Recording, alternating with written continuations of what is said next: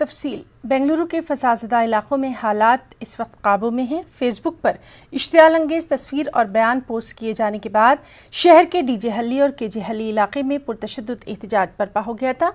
बरहम हुजूम पर काबू पाने के लिए पुलिस ने पहले लाठीचार्ज किया, फिर फायरिंग की। पुलिस फायरिंग में 3 अफराद हलाक हुए जबकि तकरीबन 15 अफराद जख्मी बताए गए हैं। रियासत के वज़ीर आला ने मामले की मुकम्मल तफ्तीश का हुक्म दे दिया है। और वहीं बेंगलुरु तशद्दुद मामले में येडियुरप्पा हुकूमत ने सख्त कार्रवाई का हुक्म दिया है। येडियुरप्पा हुकूमत ने कहा है कि मुजरिमों को किसी सूरत में बख्शा नहीं जाएगा। हुकूमत ऐसी इश्तियाल अंगेज़ कार्रवाइयों को हरगिज़ बर्दाश्त नहीं करेगी। पुलिस अवाम पर हमले नाकाबिल कबूल हैं। जुर्म का इर्तिकाब करने वालों पर लाजमी तौर से कार्रवाई की जाएगी। वाज़ेह है कि बेंगलुरु तशद्दुद में 3 लोगों की मौत की खबर है जबकि 60 से ज़ायद पुलिस एहलकार जख्मी बताए गए हैं। Now the situation is completely under control. We have imposed curfew in 2 police station limits, that is KG Halli and DJ Halli. So these 2 places we have imposed curfew, and in the remaining city, 144 section has been imposed. So right now situation is peaceful. Patrolling arrangements have been put in place. We are getting 4 companies of CRPF, RF and CSF from outside state. So they would be also joining us in our bandobast, our security arrangement. And now other procedures are undergoing. We have arrested 110 people. They would be produced before the court. Even the person who was involved in the other case, in the initial case, has also been secured. Ravi एक minister है, BL संतोष party के BJP के वरिष्ठ नेता हैं। इस तरह का बेबुनियाद स्टेटमेंट करना बिल्कुल हम इस पे राजी नहीं हैं, हम सहमत नहीं इस तरह का स्टेटमेंट करते हैं। ये उनका पॉलिटिकल स्टेटमेंट है। रहा एमएलए की बात, एमएलए अखंड श्रीनिवास मूर्ति ने कल रात में इमीडिएट उन्होंने क्लैरिफाई किया है, जो लड़का जो दूर का रिश्तेदार है उससे हमसे कोई नाता नहीं है, हम जानते भी नहीं उसको, उसने डाल दिया। तो कुछ लोग जो है पॉलिटिकली मोटिवेटेड भी हो सकता है, ये कुछ लोग इसको साजिश बना के जो है मेरे घर पे अटैक किए, हालांकि मेरा कोई रोल नहीं है उसमें। उसने खुद कहा कि ऐसे आदमी को इमीडिएट अरेस्ट करना चाहिए। उन्होंने मुसलमानों से भी अपील किया कि बिल्कुल इस तरह का जो काम जो है हम लोग बर्दाश्त नहीं करेंगे, मैं खुद नहीं बर्दाश्त करूंगा, क्योंकि मैं आपके साथ में हूँ, शांति बना के रखना। इस बात अखंड श्रीनिवास मूर्ति रात में स्टेटमेंट किया था। तो जब वो खुद बोल चुका है कि मेरा कोई नाता नहीं है, उसके बावजूद ये प्रॉब्लम शुरू हुआ जब जो पोस्ट किया था व्हाट्सएप में हमारे प्रोफेट मोहम्मद के बारे में, तो उस टाइम पे इमीडिएटली पुलिस वालों ने एक्ट करना चाहिए था। जब उन्होंने डिले किया तो लोग भड़क गए, उसमें काफ़ी कुछ इमोशनली हो सकता गड़बड़ की है, लेकिन हम जो गड़बड़ की उनकी सहमत नहीं करेंगे। हम लोग जो गलत है वो गलत है, लेकिन अगर पुलिस वाले इमीडिएट एक्ट करते तो ये रोक सकता था। मुल्क के आईटी शहर बेंगलुरु के डीजे हल्ली और केजे हल्ली इलाकों में कल रात पुरतशद्दुद एहतजाज हुआ है। फेसबुक पर इश्तियाल अंगेज़ मुतनाज़ा बयान पोस्ट करने के बाद ये एहतजाज हुआ है और इस एहतजाज में ज़बरदस्त जानी और माली नुकसान हुआ है। यहाँ पर आप देख रहे हैं कि किस तरह पुलिस की गाड़ियों को नज़र आतिश किया गया है। पुलिस स्टेशन में घुसकर देवर जीवन हल्ली यानी डीजे हल्ली पुलिस स्टेशन में घुसकर तोड़फोड़ की गई है। ये वाक़या उस वक्त पेश आया जब एहतजाजी अहम मुल्ज़िम, इस मामले के अहम मुल्ज़िम की गिरफ़्तारी का मुतालिबा करते हुए पुलिस स्टेशन पहुंचे थे और पुलिस और एहतजाजियों के दरमियान एक जानिब गुफ्तगू हो रही थी, तो दूसरी तरफ एक ग्रोह यहाँ के मुकामी एमएलए अखंड श्रीनिवास मूर्ति के घर पहुंचकर वहाँ तोड़ फोड़ और आतिशज़दगी के वाक़यात में मुब्तला हुआ और ये पूरा हुजूम बेकाबू हुआ। पुलिस ने लाठीचार्ज किया और इस दौरान जब हालात काबू में नहीं आए तो पुलिस ने फायरिंग की और इस फायरिंग में 3 अफराद की मौत हुई है और कई अफराद ज़ख्मी हुए हैं और साथ में इस पूरे वाक़ये में तकरीबन 70 पुलिस अहलकार भी ज़ख्मी हुए हैं। यहाँ पर ये सवाल उठ रहा है कि क्या ये तशद्दुद मुनज़्ज़म था, जिस अंदाज़ में यहाँ पर तबाही हुई है, तबाही मची हुई है, कुछ ऐसा ही दिखाई दे रहा है। इस पूरे मामले में ये बात कही जा रही है कि मजहबी जज्बात को ठेस पहुंचाने का एक आसान तरीका इख्तियार करते हुए ये फसादात हुए हैं, ये एहतजाज हुए हैं और इस पूरे मामले में जो है कशीदगी का माहौल है। अभी भी आप देख रहे हैं कि फायर ब्रिगेड का अमला जो है, जो गाड़ियाँ तबाह हुई थी, जो रात में जिन्हें जो है आग लगाई गई थी, उस आग को बुझाने की कोशिशें अभी भी जारी हैं। तो इस लिहाज से हम देख रहे हैं कि एक बड़ा पुरतशद्दुद एहतजाज बेंगलुरु में हुआ है और इस एहतजाज के बाद कई सवालात उठ रहे हैं। इस तशद्दुद के बाद कई सवालात उठ रहे हैं। कैमरामैन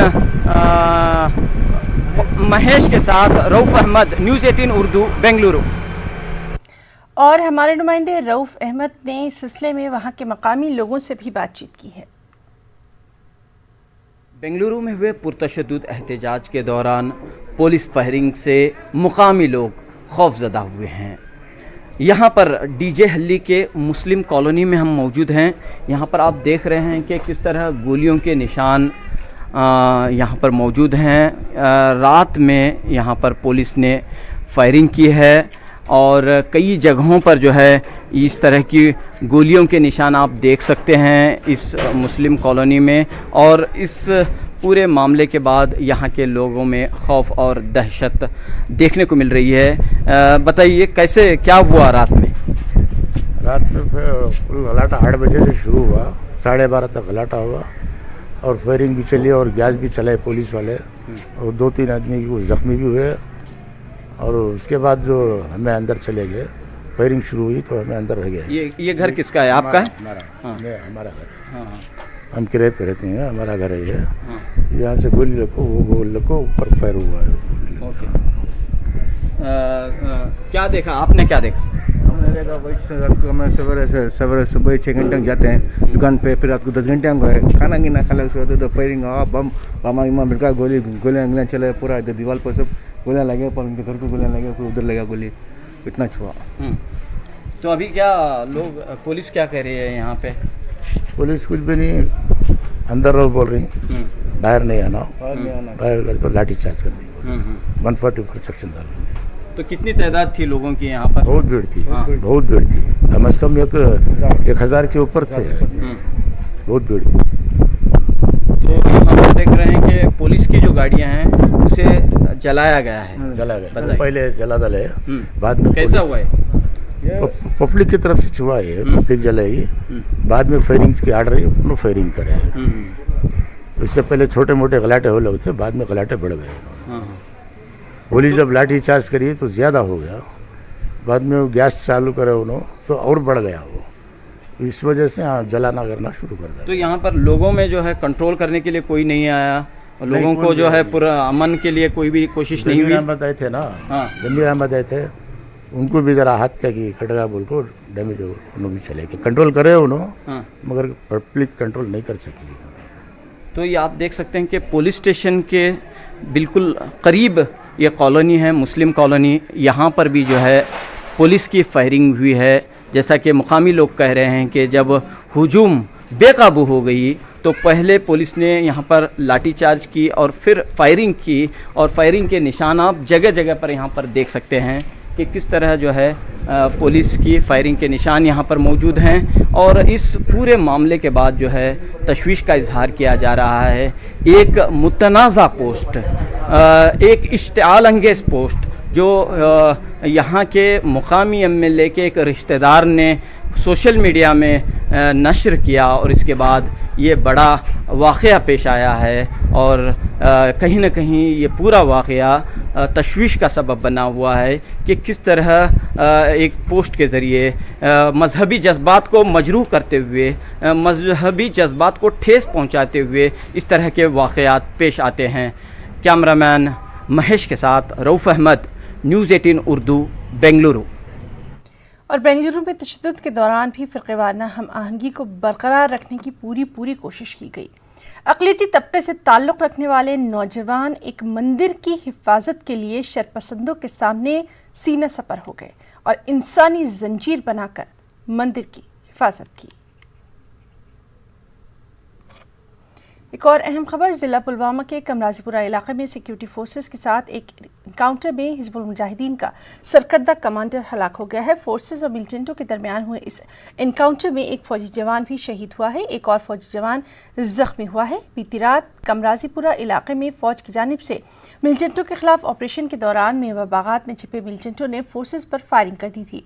काफ़ी देर तक जारी रहे गोलियों के तबादले में 2 फौजी जवान जख्मी हो गए थे। उनको अगरचे इलाज के लिए फौजी अस्पताल श्रीनगर मुंतकिल किया गया, ताहम जख्मियों में से 53 RR से मुंसलिक एक जवान जख्मों की ताब न लाकर शहादत पा गए। फोर्सेस ने आज सुबह से मेवा बागात में तलाशी कार्रवाई के दौरान हिजबुल मुजाहिदीन के कमांडर की लाश बरामद की। हलाकशुदा मिलिटेंट की शिनाख्त लेलाहारा काकापुरा पुलवामा के आज़ाद लोन के तौर पर की गई है। आज़ाद कई तकरीबी कार्रवाइयों में मुलविस था और वो काफ़ी मतलूब था। उसके कब्जे से हथियार और गोला बारूद बरामद हुआ। आज़ाद की हलाकत को फोर्सेस ने बड़ी कामयाबी से ताबीर किया। पुलिस के मुताबिक आज़ाद परिचू पुलवामा में police head constable Anoop Singh की हलाकत में भी मुलविस था।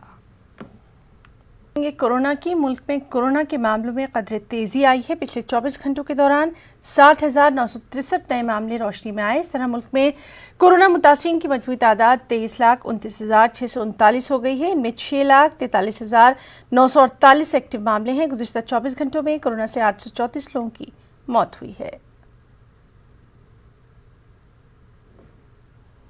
मध्य प्रदेश में भी कोरोना का कहर लगातार जारी है। पिछले 24 घंटों में सूबे में कोरोना के 1002 नए मामलों का इजाफा देखा गया। सूबे में कोरोना मरीजों की तादाद बढ़कर 40,912 हो गई। एमपी में कोरोना से अब तक 1,033 लोगों की मौत हो चुकी है, जबकि 30,596 कोरोना मरीज सेहतयाब होकर अस्पतालों से अपने घरों को जा चुके हैं। कोरोना के बढ़ते कहर के बीच हुकूमत ने आवाम से बेदारी पैदा करने और इस वबाई बीमारी को न छुपाने की अपील की।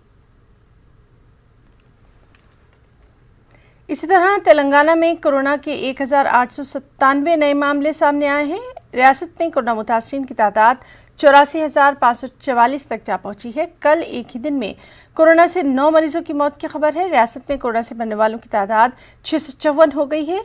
ग्रेटर हैदराबाद की हदूद में 479, मेडचल मलकाजगिरी में 172, रंगारेड्डी में 162, वरंगल अर्बन में 87, संगारेड्डी में 107, करीमनगर में 64, खम्मम में 63, पेदापल्ली में 62, नलगुंडा में 54 कोरोना के मामले देखे गए। और वहीं मरकज की टीम के 2 रोज़ा हैदराबाद दौरे का अख्तिताम अमल में आया। नीति आयोग के रुकन डॉक्टर विनोद कुमार पॉल, आरती आहूजा, एडिशनल सेक्रेटरी मरकजी वजारत सेहत और डॉक्टर एस रविंद्रन ने हैदराबाद का दौरा किया। इस दौरान उन्होंने होम आइसोलेशन के मरीजों को टेली मेडिसिन की फराहमी और निगरानी के लिए हेतमाब के आगाज़ पर हुकूमत के इक़दाम की सताइश की। साथ ही मरकज़ की टीम ने मुख्तलिफ अस्पतालों का दौरा किया और वहाँ पर फराहम की जा रही सहूलियात से मुताल्लिक़ जानकारी हासिल की।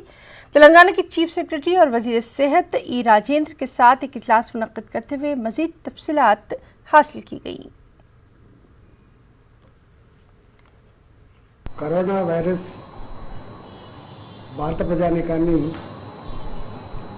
గత 6 నెలలుగా పట్టి పీడిస్తున్న సందర్భంలో కేంద్ర రాష్ట్ర ప్రభుత్వాలు ఎప్పటికప్పుడు కలిసికట్టుగా ఈ మహమ్మారిని ఎదుర్కొనేటువంటి ప్రయత్నం చేస్తూ ఉన్నాయి.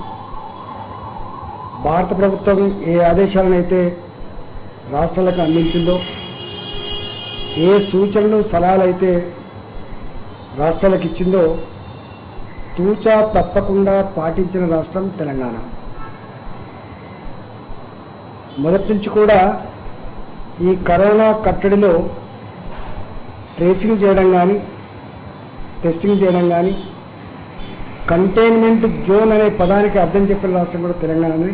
10వ తారీఖు నాడు అనేక హాస్పిటల్ కానీ, టెస్టింగ్ కేంద్రాలు కానీ, కంటైన్మెంట్ జోన్ కానీ తిరిగి రావడం జరిగింది.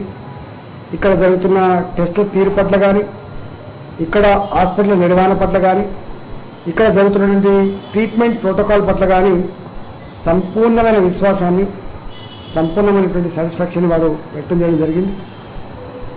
రాబోయే కాలంలో గ్రామీణ ప్రాంతాలకు మరింత విస్తరించకుండా ఉండేటువంటి పద్ధతులు కూడా వారు సూచించడం జరిగింది.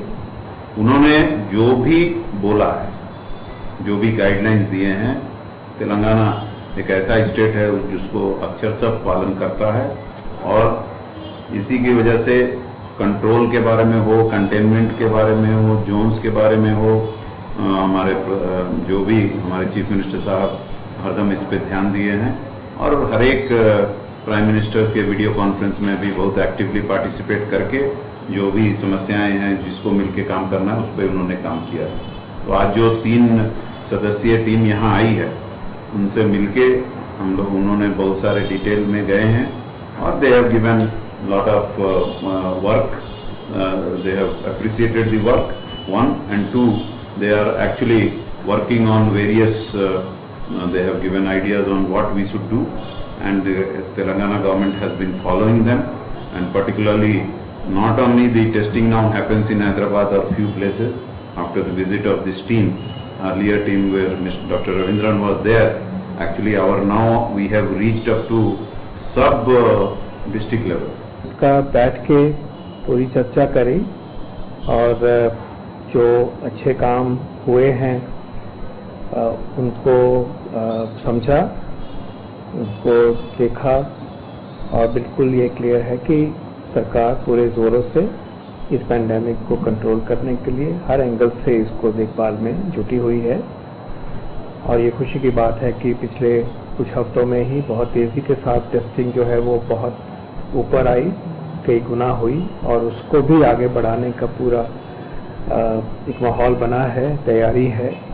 और जब टेस्टिंग इतनी बढ़ जाती है तो पेंडेमिक को कंट्रोल करने के लिए सब रास्ते खुलने शुरू हो जाते हैं दोनों तरह से, कि जो पॉजिटिव आते हैं उनके कॉन्टैक्ट्स जो आते हैं उनको पकड़ के रखा जाए ताकि वो इन्फेक्शन ना फैलाएं एक तरफ, और दूसरी तरफ जो पॉजिटिव केस है उसके ऊपर नज़र रखी जाए, उसका ख्याल रखा जाए कि उनमें सिम्टम नहीं आए, बीमारी नहीं आए, और ख़ासकर जो बुज़ुर्ग हैं, कोमॉर्बिडिटी वाले हैं, उनका ध्यान रखा जाए.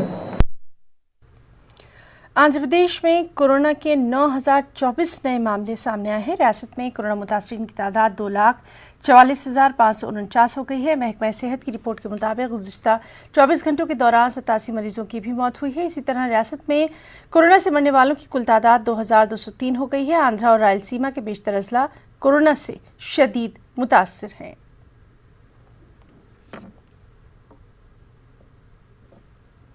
विजयवाड़ा के स्वर्ण पैलेस आतिशबाजी हादसे में पुलिस ने अस्पताल के 3 अफराद को लापरवाही करने के इल्जाम में गिरफ्तार कर लिया है.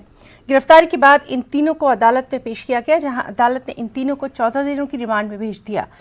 अस्पताल और होटल इंतजामिया से पूछताछ जारी है. इसके लिए हुकूमत की जानिब से खुसूसी टीमें तश्कील दी गई हैं. वाज़ेह है कि स्वर्ण पैलेस में पेश आई आतिशबाजी में 10 अफराद झुलस गए थे, जबकि 1 दर्जन से ज्यादा अफराद जख्मी हो गए थे. महकमा इनकम टैक्स ने चीन की कुछ फर्जी कंपनियों पर छापेमारी की. दिल्ली, गुरुग्राम और फरीदाबाद में कई मुकामात पर छापे मारकर गैर कानूनी तरीके से 1,000 करोड़ रुपए के लेन देन के मामले का इंकशाफ हुआ है. चीन और उसके हिंदुस्तानी मुआवनीन फर्जीवाड़े में शामिल पाए गए हैं. कुछ बैंक मुलाजमीन भी फर्जी कंपनियों के नाम पर मनी लॉन्ड्रिंग मामले में शामिल पाए गए. तलाशी के दौरान पता चला कि चीन के लोगों के जरिए फर्जी कंपनियों के नाम पर 40 से ज़्यादा खाते खोले गए. इसमें 1,000 करोड़ से भी ज़्यादा का लेन देन हुआ. वहीं चीन की एक कंपनी की एक यूनिट और उससे वाबस्ता हिंदुस्तान में रिटेल शोरूम खोलने के नाम पर फर्जी कंपनियों से 100 करोड़ एडवांस भी लिया गया. इसी की जांच महकमा इनकम टैक्स कर रहा है.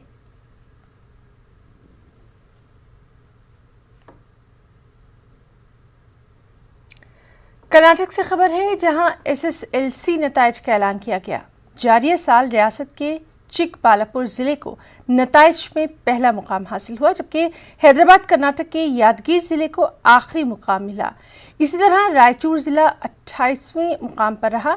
दीगर अजला की तरह रायचूर जिला के बास तलबा ने बेहद शानदार मुजाहरा किया. जिले के एक तालिब इल्म ने रियासती सतह पर शानदार मुजाहरे के जरिए दूसरों के लिए शानदार मिसाल कायम की. मेरे वालिदैन करीमैन की दुआ है और उनका सपोर्ट है कि जो मुझे डिस्ट्रिक्ट रैंक मिला। और मेरे इसातिज़ा Shri Velangi Ramakrishna Varma high school Kakatiya school Manvi के जो भी इसातिज़ा है जिन्होंने मुझे पढ़ाया उनका बड़ा सपोर्ट मिला और इन सब के सपोर्ट और एहसान की बदौलत अल्हम्दुलिल्लाह मुझे फर्स्ट रैंक। मेरा एम अब साइंस लेके इंशाल्लाह मैं IAS की तरफ देखना चाहता हूँ। मुझे SSLC के इम्तिहान में 96% हासिल हुए हैं और मैं अल्लाह ताला की बहुत शुक्रगुज़ार हूँ कि मुझे यहाँ तक पहुँचाया और मुझे तालीम याफ्ता बनाया।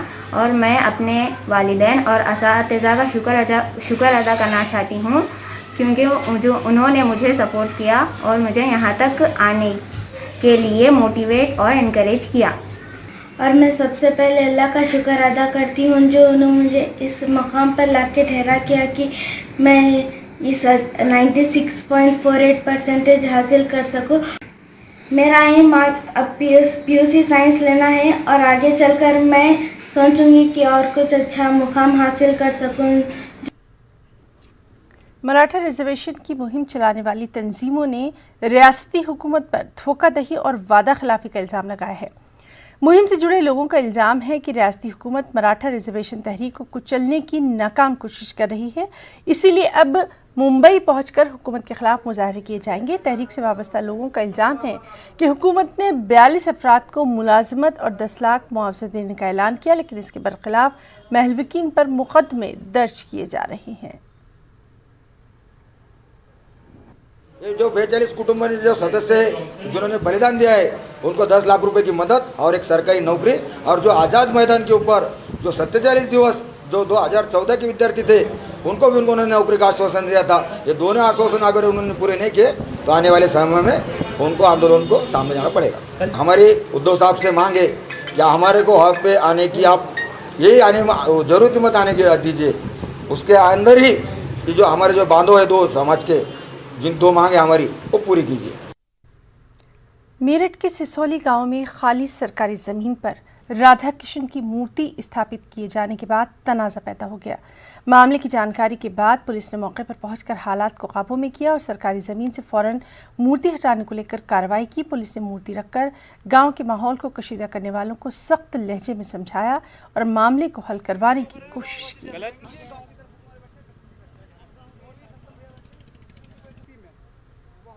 देखिए, सिसोली गांव के अंदर ये कुछ ऐसी जगह है जहां ग्रामीण अपना गोबर और अपना कुछ कूड़ा वगैरह डालते हैं। यहां खुदाई के दौरान श्री कृष्ण राधा जी की मूर्ति निकली।